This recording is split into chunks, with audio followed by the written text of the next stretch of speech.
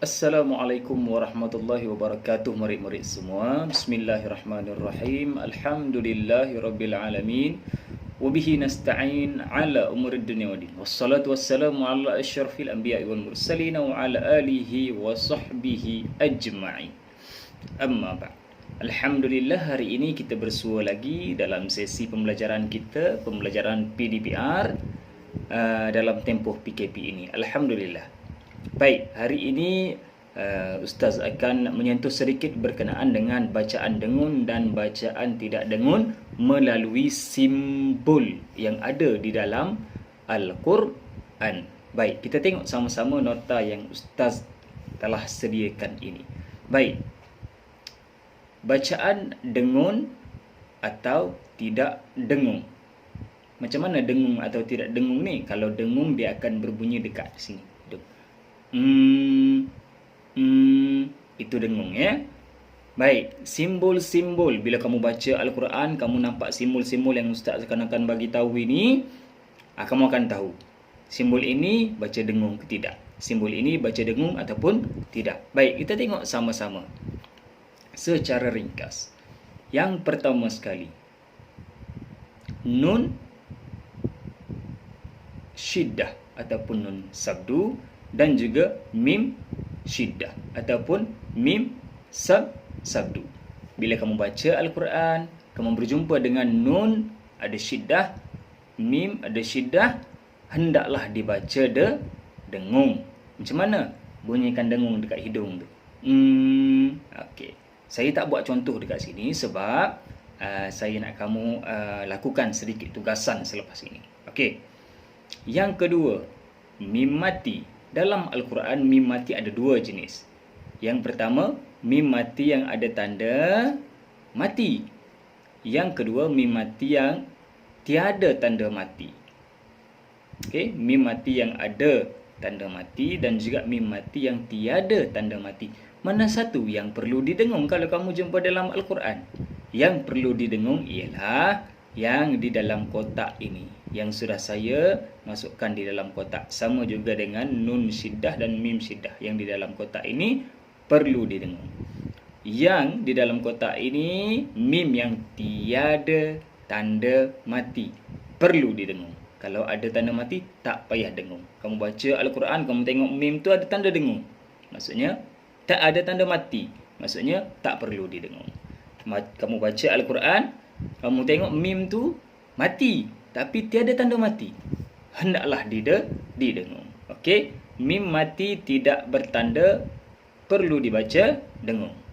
Simbol bacaan dengung di dalam kotak. Ya, yang ini yang saya dah masukkan di dalam kotak. Ini yang kedua.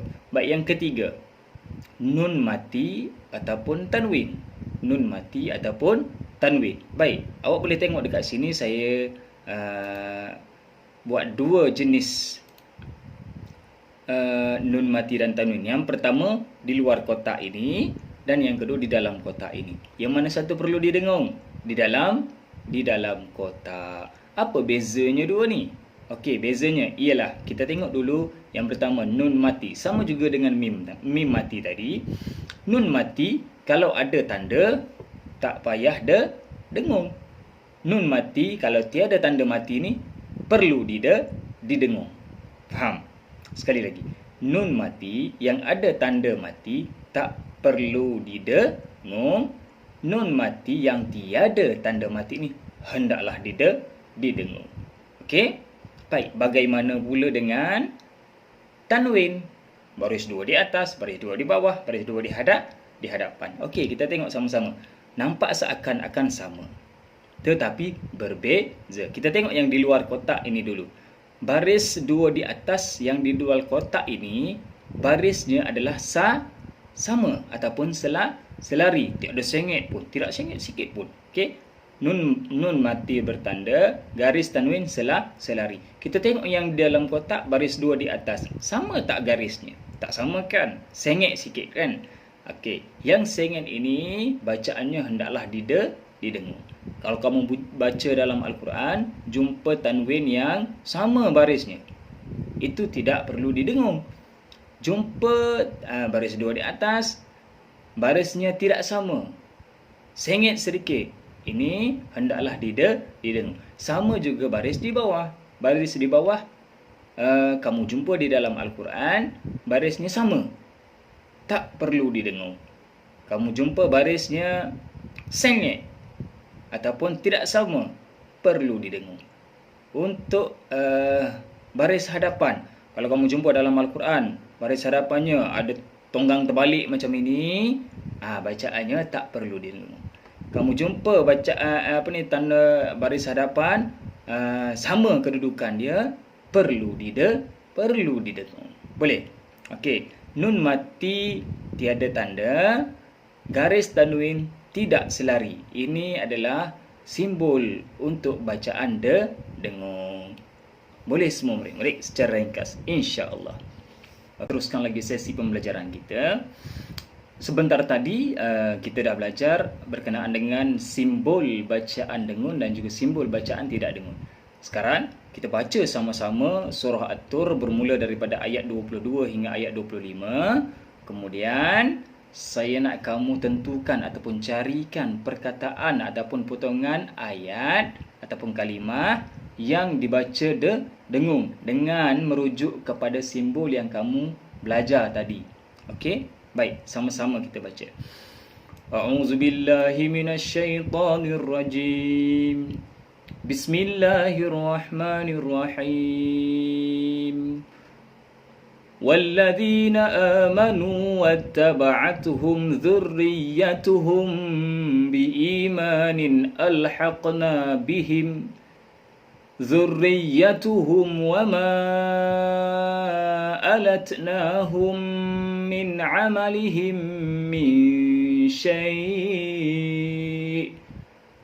كل امرئ بما كسب رهين وأمددناهم بفاكهة ولحم مما يشتهون يتنازعون فيها كأسا لا لغو فيها ولا تأثيم ويطوف عليهم غلمان لهم كأنهم لؤلؤ مكنون وأقبل بعضهم على بعض يتساءلون صدق الله العظيم.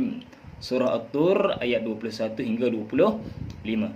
Baik, di dalam surah ini Ustaz mahu kamu keluarkan kalimah ataupun perkataan yang dibaca dengan merujuk simbol-simbol yang kita belajar sebentar tadi. Baik, dekat sini ada tempat kosong. Berdasarkan ayat di atas, keluarkan bacaan dengung. Baik, dekat sini ada berapa? 9. Ada 10 jenis bacaan dengung yang ada pada potongan ayat surah At-Tur ini. Daripada ayat 21 hingga 25 ini ada 10 bacaan dengung. Okey, isi dekat sini sebagai tugasan kamu. Baik, selepas kamu buat tugasan kamu, snap gambar hantar pada saya secara personal. Okey, sekian. Assalamualaikum warahmatullahi wabarakatuh.